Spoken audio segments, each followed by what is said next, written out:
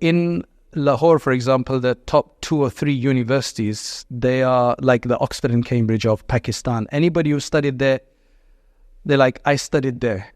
I don't want to necessarily mention the names here, right? But there's places like LUMS and the BNU and a number of other universities, right, for example. So if you studied there, it's like, I'm an Oxford graduate. I studied at Cambridge. I read history at Cambridge, as they say. So it's a big deal. Now, mashallah, a lot of these people, 30 of the students from this institute that are from this background, we took them to a khanqah, 10 hours away. It was a 10-hour drive. I've never done a 10-hour drive in London. I was actually quite dreading it. And I half felt like cancelling it. There's a huge sheikh, mashallah.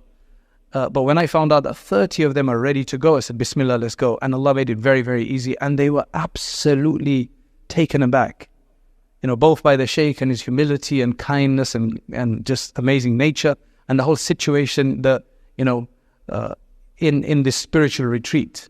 Never been to one before. They'd never been to one before. So they're seeing another side of it. Allah bless them all. Such beautiful people, mashallah.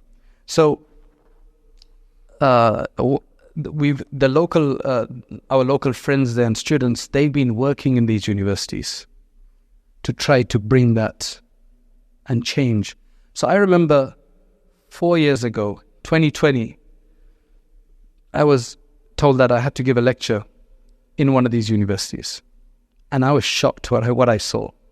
Okay? I've given a lot of lectures in the universities in England, everything from Oxford, Cambridge, Imperial College, UCL, what's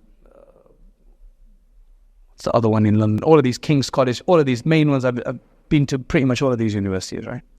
And when you go to these universities in England, they can't have a divider because there was this big issue several years back. Before they used to have dividers, but there was some big issue. So now they usually don't have a divider in between, but it's very well organized. The brothers will sit on one side, the women, the sisters will sit on the other side. Just naturally, that's the way they do it, right?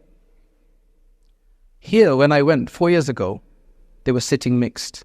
I was shocked. This is Pakistan, right? Muslim country. They're sitting mixed. And the question, my whole talk was about apathy, right? Actually, at that time. And the questions were crazy. Like, I never get questions like that from university kids here in England. Not to say it's impossible, but I'm just saying I was shocked by the level of question. Then, that university in Pakistan does not have a masjid. They don't have a prayer hall. Imperial College has had one for years. Oxford, all of these places have prayer halls. Prayers. They don't have a prayer place. Just now there's something going on to try to make one after how many years? Just so you think that, just so that you know what I'm talking about, right? Very liberal. It's a liberal arts college. It's very liberal. I don't want to, I'm not here to mention everything that goes on there, but it's crazy, okay? So we went outside into the hall afterwards to pray namaz. Out of the 70, 80 people, only about 17 or 18 joined us. Whereas in England, when I've been to a university, it was namaz time, everybody prays. You understand? Everybody prays. So this time, I was also had to give a talk at that university, and I wasn't sure what to expect.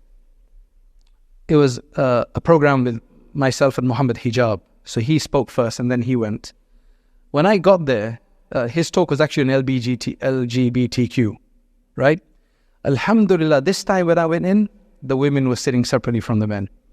It's like, wow, Alhamdulillah. I mentioned that, and I was told that, mashallah, our brothers have done a lot of work there. So we're getting somewhere.